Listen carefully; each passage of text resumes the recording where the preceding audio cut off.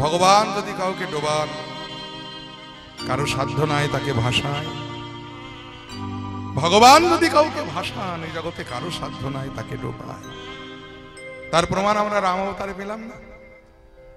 ভগবান রামচন্দ্র যখন সীতা উদ্ধার করতে যাচ্ছেন, সম্মুখে সমুদ্র, সিদ্ধান্ত হলো সেতু বাঁধতে হবে। বাঁধবে কারা? রামের অনুচর যারা। হনুমান বানর তারা রাম নাম করে বড় বড় পাথর তুলে সমুদ্রের জলে ফেলছে। কি আশ্চর্য ব্যাপার, পাথরগুলো জলে ডুবে না গিয়ে পাথরগুলো জলে ভাসছে। ভগবান একদিন মনে মনে চিন্তা করলেন, আচ্ছা পাথর তো জলে ডুবে যাওয়ার কথা, পাথর কেন জলে ভাসে? তাহলে কি এখানকার পাথরের গুণ এটা? তাই রাতের অন্ধকারে ভগবান সবাইকে লুকিয়ে সমুদ্রের তীরে গিয়ে ভাবলেন, আচ্ছা আমি নিজে একটা পাথর ফেলে দেখি তোটা ডুবে না ভাসে। এই বলে ভগবান একটা বড় পাথর তুলে সমুদ্রের জলে যেই ফেলেছে, পাথরটা জলে ডুবে গেছে। চমকে উঠেছে ভগবানে, কেন ঘটনা? তাহলে কি পাথরটা একটু ভারী হয়ে গেল? আচ্ছা একটা ছোট পাথর কুড়িয়ে ফেলে দেখি। এই বলে একটা ছোট্ট নুড়ি পাথর কুড়িয়ে ফেললেন, সেটাও ডুবে গেল। ভগবান আরো অবাক হলেন, কারণ কাঠবিড়ালির মতো ছোট্ট একটা প্রাণী, সেও যদি রাম নাম করে একটা ছোট্ট নুড়ি পাথর কুড়িয়ে সমুদ্রের জলে ফেলছে, তো সেই পাথরটাও জলে ভাসছে। আর আমি স্বয়ং রামচন্দ্র, আমি পাথর ফেলছি, ডুবে যাচ্ছে কেন? রহস্যটা কোথায়? চারিদিকে তাকিয়ে দেখছে ভগবান, আবার কেউ দেখে ফেললো কিনা। দেখতে দেখতে দেখছে যে দূরে দাঁড়িয়ে দাঁড়িয়ে তার প্রিয় ভক্ত বীর হনুমান হাতে তালি দিয়ে নাচছে যে, প্রভু তুমি সবাইকে লুকানো, আমায় লুকাতে পারো না, আমি দেখে ফেলেছি তোমার কান্না। ভগবান হনুমানকে ডেকে বললেন, হনুমান দেখে যখন ফেলেছো তখন যেন কাউকে কিছু বলতে যেও। আচ্ছা হনুমান, রহস্যটা কোথায় আমি একটু বুঝিয়ে বলো দেখি। তোমরা পাথর ফেললে জলে ভাসে, আর আমি পাথর ফেললাম ডুবে গেল কেন? কি গুণ তোমাদের আছে যে তোমাদের ফেলা পাথর জলে ভাসে? হনুমান করজোড়ে বললে, প্রভু পাথর কি আর আমরা ফেলার গুণে ভাসে গো? আমরা যে পাথরটা সমুদ্রের জলে ফেলি প্রভু, ওটা যে তোমার নাম করে ফেলি। আমরা ফেলে দিই তোমার নাম তাকে ভাসায়, আর স্বয়ং তুমি নামী হয়ে যদি ফেলে দাও, এ জগতে তাকে ভাসাবে এমন শক্তি কার আছে? তাই ভগবান জেতালে কেউ হারাতে পারে না, ভগবান হারালে কেউ জেতাতে পারে না। ভগবান ডোবালে কেউ ভাসাতে পারে না, ভগবান ভাসালে কেউ ডোবাতে পারে না। ভগবান বললে, সুদামা রে, আমি কেমন করে তোকে সঙ্গ ছাড়া করব? কারণ তুই যে আমার সঙ্গ পাবার বাসনা করে এই দাপর যুগে জন্মগ্রহণ করেছিস, মনে নেই তোর কথা? সেদিনের কথা তুই ভুলে গেলি? মনে নেই ত্রেতা যুগে তুই কে ছিলি? ত্রেতা যুগে সুদামা কে ছিল জানেন? অযোধ্যার রাজা দশরথের মধ্যম পুত্র রামের অনুজ, যার নাম ছিল ভরত। এই ভরতই দাপর যুগে কৃষ্ণ শাখা সুদামা হয়ে এসেছেন। ঘটনাটা ঘটেছিল যেদিন অযোধ্যার রাজ সিংহাসনে রাজা রূপে অভিষেকৃত হচ্ছে রামচন্দ্র। অযোধ্যায় তো আনন্দের সীমা নাই, সব একেবারে আলোয় আলোয় ঝলমলিয়ে উঠেছে অযোধ্যা। সবার মনে আজকে খুশির আমেজ, কারণ আজ তাদের প্রিয় রাম রাজা হচ্ছে। খবর যখন অন্দরমহলে কৈকেয়ীর কানে গেল, মন্থরা এসে খবর দিলেন, শুনেছিস কৈকেয়ী রাম রাজা হচ্ছে? কৈকেয়ী আনন্দে নেচে উঠেছে, বাহ কি সুন্দর খবর এনেছিস মন্থরা, আমার রাম রাজা হচ্ছে। যায়নি তাই মায়েরা? যদিও রামচন্দ্রের জন্মদাত্রী মাতা হলেন কৌশল্যা, আর ভরতের মা ছিলেন কৈকেয়ী, কিন্তু ছেলেবেলা থেকে রামচন্দ্রকে কোলে পিঠে করে বড় করেছিলেন কিন্তু এই কৈকেয়ী। এই কৈকেয়ীকে আমরা রামায়ণের একজন খল চরিত্র, বিমাতা রূপে আমরা সবাই জেনে থাকি। কিন্তু রামের প্রতি কৈকেয়ীর স্নেহটাও কিন্তু কম ছিল না। যে মা রামচন্দ্রকে এত স্নেহ এত ভালোবাসা দিয়ে বড় করেছে, জানেন? নিজের ছেলে ভরত কাছে থাকলে পাছে রামের প্রতি ভালোবাসা কমে যায়, সেই জন্য নিজের ছেলেটাকে সারাটা জীবন মামার বাড়িতে রেখে বড় করেছে। রামচন্দ্রকে কখনো নয়ন ছাড়া করেন। কিন্তু সেই মায়ের কারণে এই রামচন্দ্রকে আবার 14 বছর বনবাসে যেতে হয়েছিল। কেন জানেন? কারণ সঙ্গদোষ। এই জন্য শাস্ত্রে বলে সাধু সঙ্গ করো, সৎসঙ্গে স্বর্গবাস আর অসৎসঙ্গে নরকবাস। এই মন্থরার মতো একজন কুমন্ত্রণার সঙ্গ করেছিল এই কইকেয়ী। প্রিয়দাসী মন্থরা এসে বললেন রাম রাজা হচ্ছে। শুনে তুই আনন্দে নেচে উঠলি? বলে না যাবো না, আমার প্রিয় রাম, আমার স্নেহের রাম দেখতে দেখতে আজ এত বড় হয়ে গেছে, আজ রাজা হচ্ছে, আর আমি আনন্দ করব না? সেই ছেলেবেলা থেকে কত স্নেহ দিয়ে ভালোবাসা দিয়ে কোলে পিঠে করে ছেলেটাকে বড় করেছে।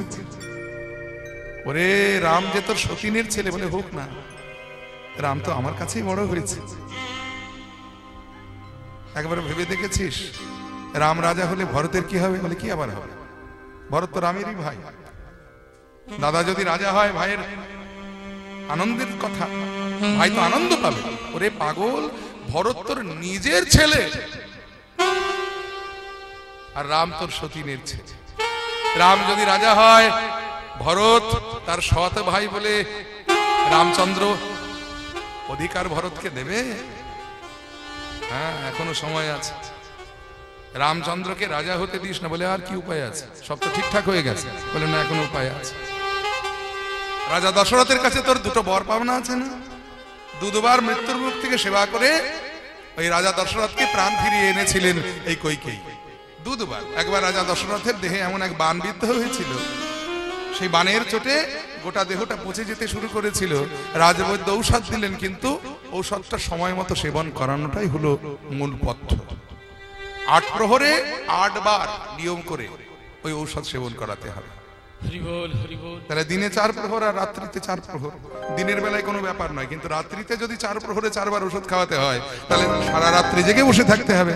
কোন স্ত্রী রাজি হয়েছিলেন না, কিন্তু কইকেয়ী বলেছিলেন স্বামী যদি বেঁচে থাকে আমার হাতের শাখা সিঁথির সিঁদুর অক্ষুণ্ণ থাকবে, আমি করব সেবা। তাই অক্লান্ত পরিশ্রম করে রাতের পর রাত জেগে ঔষধ সেবন করিয়ে করিয়ে রাজা দশরথকে মৃত্যুর মুখ থেকে বাঁচিয়ে এনেছিলেন। রাজা দশরথ বলেছিলেন কইকেয়ী, আমি তোমার কাছে ঋণী হয়ে গেলাম তোমার সেবার কাছে। বলো তুমি কি চাও? বলে মহারাজ, আপনি আমার স্বামী আর আমি আপনার স্ত্রী। আমি আমার ধর্ম পালন করেছি, কারণ স্ত্রী ধর্ম হলো স্বামী সেবা করা। তার বিনিময়ে আমার কিছু চাই না। বলে তাই বললে কি হয় কইকেয়ী? আমার ইচ্ছে হয়েছে তোমায় কিছু দেব, তুমি চাও, যা চাইবে তাই দেব। বলে মহারাজ, এখন আমার কিছু প্রয়োজন নেই, আপনার কাছে গচ্ছিত থাক, আমার যেদিন প্রয়োজন হবে আমি সেদিন চেয়ে নেব। আর একবার দশরথের আঙ্গুলের ডগায় এমন এক ফোড়া হয়েছিল, যে ফোড়াটার কারণে মৃত্যু পর্যন্ত হয়ে যেতে পারত। রাজবৈদ্য বললেন এই ফোড়ার ঔষধ হলো একমাত্র জিভের লালা। জিভের লালা দিয়ে যতবার এই ফোড়াটাকে লেহন করে দেওয়া যাবে, তত তাড়াতাড়ি এই ফোড়াটা ভালো হবে। আর ফোড়া মানে হলো একটা বদ রক্ত পুঁজ সেখানে জমা থাকে, নোংরা জিনিস। কেউ রাজি হয়েছিল না, কিন্তু ঘৃণা ত্যাগ করে ওই কইকেয়ী জিহ্বা দিয়ে ফোড়াটা লেহন করে করে করে করে ওই দশরথের ফোড়াটা সারিয়ে দিয়েছিলেন, মৃত্যুর মুখ থেকে আবার ফিরিয়ে এনেছিলেন। রাজা দশরথ বলেছিলেন কইকেয়ী, আবার একবার তোমার কাছে আমি ঋণী হয়ে গেলাম, বলো তুমি কি চাও? মহারাজ, আমার এখন কিছু প্রয়োজন নেই, যেদিন প্রয়োজন হবে আমি সেদিন চেয়ে নেব। মন্থরা বলেন এই দিন এসেছে, যা একবারে রামচন্দ্রকে, একবারে ভরতকে রাজা কর, আর দ্বিতীয়বারে রামচন্দ্রকে 14 বৎসরের জন্য বনবাসে পাঠিয়ে। কইকেয়ী যখন রাজা দশরথকে বললেন যে মহারাজ, আপনার কাছে আমার দুটো বর পাওনা আছে, আজকে আমি সেই বর দুটো চাইতে এসেছি। রাজা দশরথ বললেন কইকেয়ী, আজ আমার খুব আনন্দের দিন, কারণ আজ আমার রাম রাজা হচ্ছে, আমার প্রিয় রাম আজ রাজা হচ্ছে। আর এই আনন্দের দিনে আমি যদি তোমার কাছে ঋণ মুক্ত হতে পারি, তাহলে আমার থেকে খুশি জগতে আর কেউ হবে না। বলো তুমি কি চাও? মহারাজ, আমি যা চাইবো বড় কঠিন, যত কঠিন হোক না কেন আমি তোমায় দেব। তাহলে সত্য করুন, সত্য সত্য সত্য। মহারাজ, আমার প্রথম চাওয়া হলো রাম নয় ভরতকে অযোধ্যার রাজা করুন। কইকেয়ী, কি বলছো?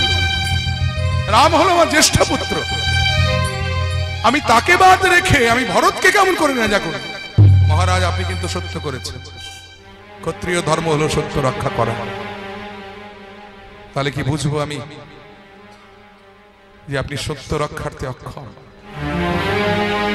দশরথ বললেন কইকেয়ী, তুমি আমার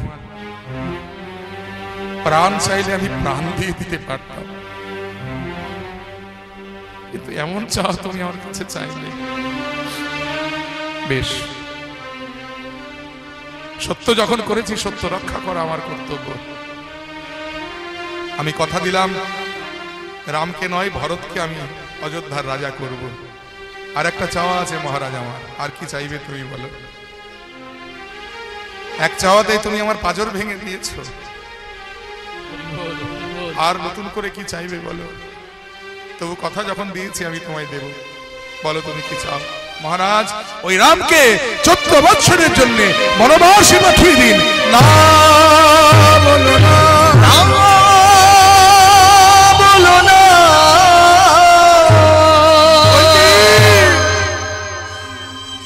এ তুমি কি বলছো? আমি এক ছেলেকে রাজা করে আর এক ছেলেকে 14 বছরের জন্য বনে কেমন করে পাঠাবো? ফিরিয়ে নাও তোমার চাওয়া, তুমি ফিরিয়ে নাও। মহারাজ, আপনি কিন্তু সত্য করেছেন। ওইকেই সিংহাসন আমার, আমি অযোধ্যার রাজা, তাই আমার সিংহাসনে আমি কাকে উত্তরাধিকারী করব সেটা আমার সিদ্ধান্ত। তাই ভরতকে রাজা করতে আমার কোনো অসুবিধে নেই, কিন্তু রাম বনবাসে যাবে কিনা আমি তো তোমায় কথা দিতে পারবো না।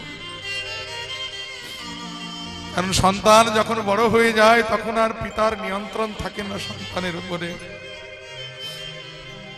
তাই রাম বনবাসে যাবে কিনা সেটা রাম তোমায় বলতে পারে, আমি বলতে পারবো না। তাহলে ডাকুন রামকে। রামকে ডাকা হলো। রাম, বলুন পিতা, তুমি তো জানো যে তোমার মাতা কৈকেয়ীর কাছে আমি দুটি কারণে ঋণী ছিলাম। আজ তোমার মা কৈকেয়ী আমাকে ঋণ মুক্ত হওয়ার সুযোগ দিয়েছে। আমার কাছে পাওনা দুটি বর তোমার মা আমার কাছে চেয়েছে। কি চেয়েছে জানো রাম? একবারে ভরতকে সিংহাসনে রাজা করতে হবে।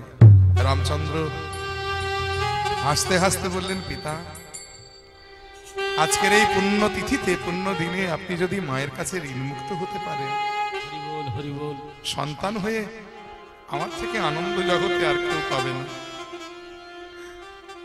আপনি ভরতকে রাজা করুন, কারণ ভরত আমার ভাই, আমার অত্যন্ত স্নেহের। ভরত যদি রাজা হয় আমি অত্যন্ত খুশি হব। আপনি নিশ্চিন্ত মনে ভরতকে রাজা করে দিন, আমার তাতে বিন্দু মাত্র কোনো দুঃখ নাই। আমি জানতাম রাম তুমি এই কথাই বলবে, কিন্তু দ্বিতীয় চাওয়াটা কি চেয়েছে জানো? তোমাকে 14 বছরের জন্য বনবাসে যেতে বলেছে। রামচন্দ্র হাসতে হাসতে বললেন, পিতা, আমি হলাম আপনার সন্তান, আমার কাছে আপনি আমার দেবতা। পিতা স্বর্গ, পিতা ধর্ম, পিতা হি পরম তপো। হরি বল, হরি বল। আপনি আমার সর্বস্ব। আমি সন্তান হয়ে আপনার যদি পিতৃ ঋণ শোধ করতে পারি, তাহলে সন্তান হয়ে জন্মগ্রহণ করা আমার সার্থক হবে। আপনি আমায় আশীর্বাদ করুন, অনুমতি দিন, আমি হাসতে হাসতে বনবাসে গমন করি। সীতা দেবী বললেন, প্রভু, আমাকে কোথায় রেখে যাবেন? আমিও আপনার সঙ্গে যাব। লক্ষণ বললেন, দাদা, বনবাসে গেলে তোমাদের সেবা করবে কে? আমাকেও তোমাদের সঙ্গে নাও। তাই রাম, লক্ষণ, সীতা যখন বনবাসে গমন করলেন, রামের বিরহে কাঁদতে কাঁদতে দশরথ দেহত্যাগ করলেন, প্রাণ ত্যাগ করলেন। ভরত এসবের বিন্দু বিসর্গ জানত না, কারণ ভরত তখন ছিল মামার বাড়িতে। খবর দিয়ে ভরতকে আনা হলো। ভরত এসে সবিস্তারে সব জানতে পেরে মায়ের সম্মুখে দাঁড়িয়ে বলেন, মা, আজ জগতে তুমি এমন এক অপরাধ করেছো, আমি সন্তান হয়ে তোমায় অভিশাপ করছি, যতদিন গগনে চন্দ্র সূর্য তারা থাকবে ততদিন এই জগতের বুকে তুমি বিমাতা নামের কলঙ্ক হয়ে বেঁচে থাকবে। আমি চললাম দাদাকে ফিরিয়ে আনতে। এই বলে ভরত ছুটতে ছুটতে দণ্ডকারণ্যে এসে রামের চরণে আছাড় খেয়ে পড়লেন, দাদা, দাদা, তুমি ফিরে চলো দাদা, তুমি নেই বলে অযোধ্যা অন্ধকার হয়ে গেছে। তোমার বিরহে কাঁদতে কাঁদতে আমাদের পিতৃদেব স্বর্গ লাভ করেছে, দেহ ত্যাগ করেছে। তুমি ফিরে চলো দাদা, তুমি ফিরে চলো। রামচন্দ্র বলে, ভরত তুই এসেছিস ভাই, আমি এই ভয়টাই পেয়েছিলাম জানিস। আমার দৃঢ় বিশ্বাস ছিল যে অযোধ্যায় এসে যখন তুই সব শুনতে পাবি, তখন আমার কাছে না এসে তুই থাকতে পারবি না। কারণ আমি তো জানি যে তুই আমার কতটা স্নেহী, আমি তো জানি যে তুই আমায় কত শ্রদ্ধা করিস। কিন্তু ভরত তুই আমায় ক্ষমা করে দে ভাই, আমি তোর কথা রাখতে পারছি না। দাদা কি বলছো তুমি? আমি অনেক আশা করে তোমায় ফিরিয়ে নিয়ে যেতে এসেছি, হয় না রে ভাই। কারণ আমি যে পিতার সন্তান, পিতৃসত্য রক্ষা করবার জন্য আমি যে বনবাসে এসেছি, আমি কেমন করে তোর সঙ্গে ফিরে যাবো অযোধ্যায় বল? কিন্তু দাদা আমি যে তোমার ভাই, তাহলে ভ্রাতৃত্বের কোনো ভালোবাসার মূল্য তোমার কাছে নাই? আছে রে ভাই, আছে। তুই আমার ভাই, এটা জগতে এর থেকে বড় সম্বন্ধ আর কিছু নাই। কিন্তু আমি তো পিতারও সন্তান, তাই পিতৃ ঋণ শোধ করা পুত্রের কর্তব্য। তুই আমার কর্তব্য হতে আমায় তুই বিচলিত হতে বলিস না। তুই ফিরে যা ভাই, আমি কথা দিলাম 14 বছর পূর্ণ হলে আমি যেখানেই থাকি না কেন, আমি ঠিক তোর কাছে অযোধ্যায় ফিরে আসবই। বেশ, তাই যদি হয় দাদা, তাহলে তোমার পাদুকা জোড়া আমায় দাও। আমি পাদুকা জোড়া মাথায় করে অযোধ্যায় নিয়ে যাব, নিয়ে গিয়ে সিংহাসনে রেখে আমি তোমার নামে অযোধ্যার শাসনভার কাঁধে তুলে নেব। রামের পাদুকা মাথায় করে ভরত ফিরে এলেন অযোধ্যায়। সিংহাসনে ওই 14টা বছর ধরে সিংহাসনে পাদুকা রেখে মাটিতে বসে বসে ভিখারির মতো জীবন যাপন করেছেন ওই ভরত, আর অযোধ্যার শাসনভার কাঁধে তুলে নিয়েছেন। রাজা হয়েও ভরত রামের নামে রাজ্য শাসন করেছেন মাটিতে বসে বসে। 14 বছর যেদিন পূর্ণ হলো, রাম ফিরে এলেন অযোধ্যায়, আর ফিরে এসে দেখছে যে অযোধ্যার সিংহাসনে তার পাদুকা রেখে ভরত মাটিতে বসে বসে রাজধর্ম পালন করছে। ছুটে গিয়ে ভরতকে বুকে জড়িয়ে ধরেছে রামচন্দ্র। ভরত এত ভালোবাসিস?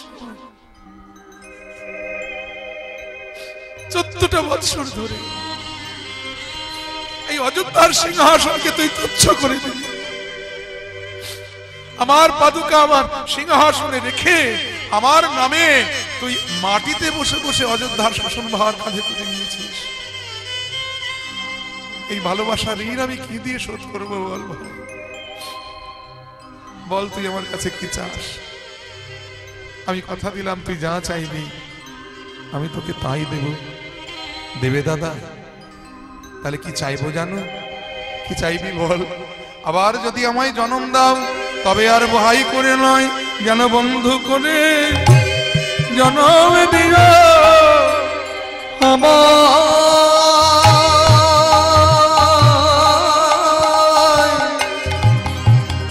বন্ধু করে জন্ম দিও। তুমি আমায় বন্ধু করে জন্ম দিও।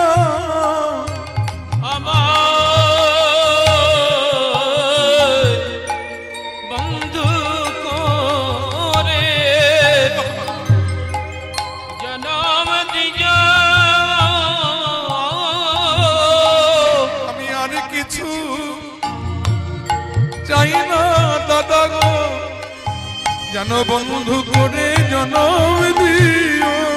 আমি আর কিছু চাই না দাদা গো, যেন বন্ধু করে জন্ম দিও। ভগবান রামচন্দ্র বলছে, ভরত তুই এ জন্মে আমার ভাই, এর থেকে বড় সম্বন্ধ জগতে আর কিছু নাই। আর পরের জন্মে তুই বন্ধু কেন হতে চাইছিস? কারণ একবার কেউ প্রমোশন পেলে আর ডিমোশন নিতে চায়, একবার কেউ এমএ পাস করলে মাধ্যমিক পরীক্ষায় পরে আবার বসতে চায়। ভাই হয়ে জন্মেছি, সে জন্মে পরের জন্মে বন্ধু কেন হতে চাইছিস? ভরত বলছে, দাদা গো, যেদিন তুমি বনবাসে গিয়েছিলে, বনবাসে গিয়েছিলে, আমি ভ্রাতৃত্বের অধিকার নিয়ে তোমায় ফিরিয়ে আনতে গিয়েছিলাম, কিন্তু সেদিন তুমি আমায় ভ্রাতৃত্বের দোহাই দিয়ে আমায় শাসন করে বন থেকে তুমি পাঠিয়ে দিয়েছিলে, ফিরিয়ে দিয়েছিলে। যেহেতু তুমি আমার দাদা, আমি তোমার ভাই, তাই তোমার কথা মানতে সেদিন আমি বাধ্য ছিলাম। কিন্তু যদি আমি সেদিন তোমার বন্ধু হতাম, বন্ধু হতাম, আমি তো তোমার কোনো নিষেধ মানতাম না। আমি হাত ধরে টানতে টানতে তোমায় অযোধ্যায় ফিরিয়ে আনতাম। তাই দাদা গো, আর ভাই নয়, এবারে যেন বন্ধু করে আমায় জনম দিও, বন্ধু করে জনম দিও। আমি আর কিছু চাই না দাদা গো, আমায় বন্ধু করে জনম দিও। আমি আর কিছু চাই না দাদা গো, বন্ধু করে জনম দিও। আমি আর কিছু চাই না দাদা গো, আমার এই নিবেদন করা রইল। আমি আর কিছু চাই না দাদা গো, আমার এই নিবেদন করা রইল। আমি আর কিছু চাই না আমার এই নিবেদন করা রইল। কিছু চাই না দাদা, আমার এই নিবেদন করা রইল। আর কিছু চাই না দাদা, বন্ধু করে জনম দিও। সেই অযোধ্যার রাজা দশরথের মধ্যম পুত্র ভরত, রামের ভাই ভরত, দাপর যুগে কৃষ্ণের সখা অর্থাৎ বন্ধু সুদামা হয়ে জন্মগ্রহণ করলেন। সেই সুদামাকে কাঁধে নিয়ে আমার ভগবান চলেছেন কেশিঘাট থেকে বংশীবটের দিকে। সুদামারে লইয়া কৃষ্ণ চলিতে লাগিল, আমারে লইয়া কৃষ্ণ চলিতে লাগিল। আহা সুদামারে লইয়া কৃষ্ণ চলিতে লাগিল, সুদামারে লইয়া কৃষ্ণ চলিতে লাগিল। পক্ষ আম্র বৃক্ষ তলে আসিয়া দাঁড়ালো, পক্ষ আম্র বৃক্ষ তলে আসিয়া দাঁড়ালো। মানে একটা আম গাছের তলায় এসে দাঁড়িয়েছে, আর দাঁড়িয়ে বলছে, কানাই? বলে, হ্যাঁ বল ভাই। একবার দাঁড়া রে, দাঁড়া রে, একবারে দাঁড়া রে, দাঁড়া একবার দাঁড়া রে, দাঁড়া রে, দাঁড়া রে, দাঁড়া রে। এমন পাকা পাকা আম ফলেছে, দাঁড়া রে, দাঁড়া রে, এমন পাকা পাকা আম ফুলেছে, দাঁড়া রে, দাঁড়া রে। এমন পাকা পাকা আম ফলেছে, দাঁড়া রে, দাঁড়া রে, এই পাকা পাকা আম ফুলেছে, দাঁড়া রে, দাঁড়া রে। এই বলে কানাইয়ের কাঁধে চেপে ওই বৃক্ষ থেকে একটা পাকা আম ছিঁড়ে নিলেন সুদামা। আহ, বৃন্দাবনের গাছ পাকা আম না জানি কত মিষ্টি। কিন্তু আম তো ভালো, আমিও ভালো, কানাইও ভালো, কিন্তু আমাদের রাজা তো ভালো নয়। রাজাকে মথুরার কংস, সে দিন রাত শুধু বুদ্ধি করে কি করলে কানাইকে হত্যা করা যায়। কানাই তখন কত ছোট্ট, সেই সময়ে পুতনার স্তনে বিষ মাখিয়ে কানাইকে মারবার জন্য পাঠিয়েছে। তারপরে শকটাসুর, অকাসুর, বকাসুর, তৃণাবর্তাসুর, অজাসুর এত চেষ্টা করুক কানাইকে হত্যা করতে পারেনি। তাহলে যে রাজা নারী জাতির স্তনে বিষ মাখিয়ে কানাইকে মারবার জন্য পাঠাতে পারে, সে যে আমের মধ্যে বিষ মাখিয়ে রাখবে না তার কি মানে আছে? এই আমের মধ্যে তো বিষ থাকতেই পারে। আমের মধ্যে যদি বিষ থাকে আর সেই আমটা যদি কানাইকে খেতে দিই, তাহলে কানাই তো খেলে মরে যাবে। কিন্তু কানাই মরে গেলে তো চলবে না, কানাইয়ের তো বেঁচে থাকার দরকার আছে। কানাইয়ের কত ক্ষমতা, সে পুতনা বধ করেছে, শকটাসুর বধ করেছে, অকাসুর বধ করেছে, বকাসুর বধ করেছে, তৃণাবর্তাসুর বধ করেছে, অজাসুর বধ করেছে, দাবানল ভক্ষণ করেছে, কালীয় নাগ দমন করেছে, এই ইন্দ্রের কোপ দৃষ্টি থেকে বৃন্দাবনকে রক্ষা করবার জন্য বাম হাতের কনিষ্ঠ আঙ্গুলির দ্বারায় 1 সপ্তাহ কাল গিরি গোবর্ধন পাহাড় তুলে ধরে দাঁড়িয়ে থেকেছে। শুধু তাই নয়, যেদিন কালীদহের বিষ জল পান করে আমরা সব সখারা মরে গিয়েছিলাম, কানাই কোপ থেকে ছুটে এসে কি যেন একটা মরা বাঁচানো মন্ত্র দিয়ে আমাদের সবাইকে বাঁচিয়ে দিয়েছে। তাহলে ও মরা বাঁচানো মন্ত্র জানে, কিন্তু আমরা তো জানি না। তাই আমটা যদি আগে আমরা খাই, আমি যদি বিষ থাকে আমরা তো খেলে মরে যাব, দুঃখ নাই, কারণ কানাই মন্ত্র জানে, ও আবার আমাদের বাঁচিয়ে দেবে। কিন্তু কানাই যদি আগে খেয়ে মরে যায়, আমরা তো কানাইকে বাঁচাতে পারবো না। তাই আমটা আমি আগে খেয়ে দেখব যে আমের মধ্যে বিষ আছে কি নেই।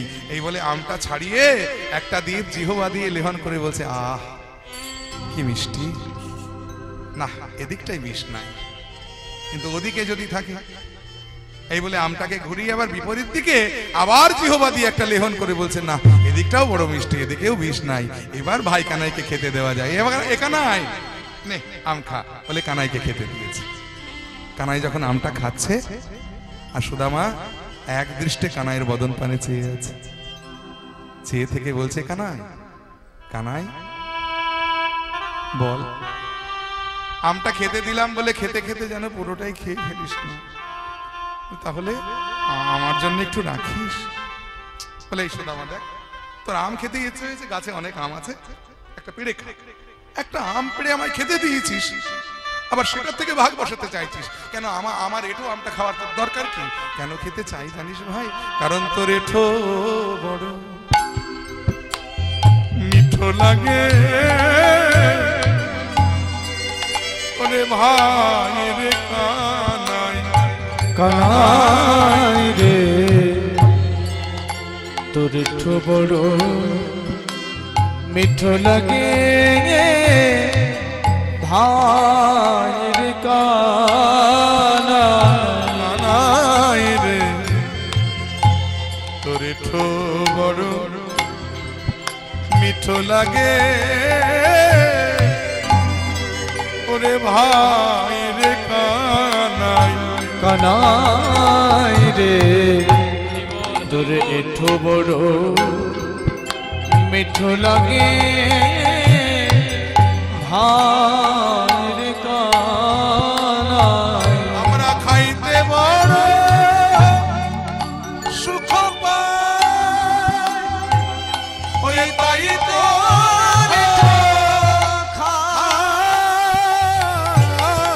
খাইতে বড় সুখ পাই, তাই তো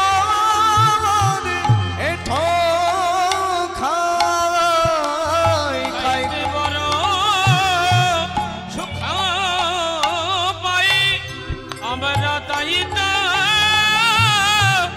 এঠো খাই। তাই খাইতে খাইতে ওর মুখ হতে, আগা খাইতে খাইতে ও তোর মুখ হতে আমায় দিতে হলো তাই, ও তোর মুখ হতে দিতে হলো তাই, ওই মুখ হতে দিতে হলো তাই।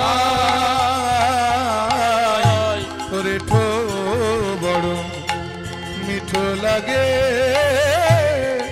ভাই রে কানাই, কানাই রে তোর এঁঠো বড় মিঠো লাগে ভাইয়ের কানাই। বলে দেখ এই সুদামা, তোর আম খেতে ইচ্ছে হয়েছে, গাছে অনেক আম আছে, একটা পেড়ে খানা, কে তোকে বাধা দিয়েছে? তা নাই তো আমার এঁটো খেতে ভালো লাগে, এঁটো খেতে ভালো লাগে, এসব বলিস না তো। সুদামা বলছে, কানাই রে, একটা গাছে যদি প্রচুর পেয়ারা পেকে থাকে, দেখবেন সেই পেয়ারাগুলোর মধ্যে কোনো একটা পেয়ারাতে যদি টিয়া পাখিতে ঠোকর দেয়, সেই পেয়ারাটা গাছের মধ্যে সবচাইতে মিষ্টি হয়। তেমনি ভাই কানাই, এই বৃন্দাবনের গাছ পাকা আম সে তো স্বভাবতই মিষ্টি, কিন্তু তার মধ্যে কোনো একটা আম যদি তোর বদলে যায়, সেটা অমৃত হয়ে যায় রে ভাই কানাই। তাই না জানি কি জাদু আছে ওরে কানাই রে তোর চাঁদ মুখে না জানি কি জাদু আছে কানাই রে তোর চাঁদ মুখে না জানি কি জাদু আছে কানাই রে তোর ওই চাঁদ মুখে। ভাই কানাই রে তোর ওই চাঁদ মুখে আগা কানাই রে তোর চাঁদ মুখে ভাই কানাই রে তোর ওই চাঁদ মুখে ভাই কানাই রে তোর চাঁদ মুখে মুখের বলি হারি যায় ওই চাঁদ মুখে বলি হারি যায় ওই চাঁদ মুখে বলি হারি যায় তোরে ঠোর মিঠো লাগে ভাই রে কানাই কানাই রে তোর মিঠো বড় মিঠো লাগে ভাইয়ের কানা। পদকর্তা লীলার এক পাশে দাঁড়িয়ে বলেন সুদামা তুমি ভাই কানের মুখের এটো আমটা খাচ্ছ খাও তাতে আমার কোনো কথা নেই কিন্তু আমার একটা নিবেদন আছে তোমার কাছে বলে কি বলে, আমটা খাবার পরে আমের আটিটা যেন তুমি যত্রতত্র ফেলে দিও বলে তাহলে এই দেখো আমি যে আঁচল পেতে বসে আছি গো আমি তো সেই আশাতে বসে আছি মিশিয়ার সাথে বসে আছি প্রসাদের কণা প্রসাদ পাবো বলে সেই আশাতে বসে আছি প্রসাদের কন্যা প্রসাদ পাবো বলে যেন আমায় বঞ্চিত করো না হে প্রসাদের কন্যা প্রসাদ পাবো বলে আমায় বঞ্চিত করো না হে প্রসাদের কন্যা প্রসাদ পাবো বলে আমায় হৃদয় করো না হে প্রসাদের কন্যা প্রসাদ পাবো বলে সেই আশাতে বসে আছি তাই এই নিবেদন ধরো আগা প্রসাদ দিকে ধন্য কর এই নিবেদন ধর আমার প্রসাদ দিয়ে ধন্য করো। আহাই এই উদ্ধব ও দাসের চিত্তে আগা এই উদ্ধব দাসের চিতে বলি হারি যাই ওই দাসের চিত্তে বলি হারি যায় ওই দাসের চিতে বলি হারি যায়। তোরে ঠো বড় মিঠো লাগে ভাই রে কানাই কানাই রে একটু বড় মিঠো লাগে ভাইয়ের কানা।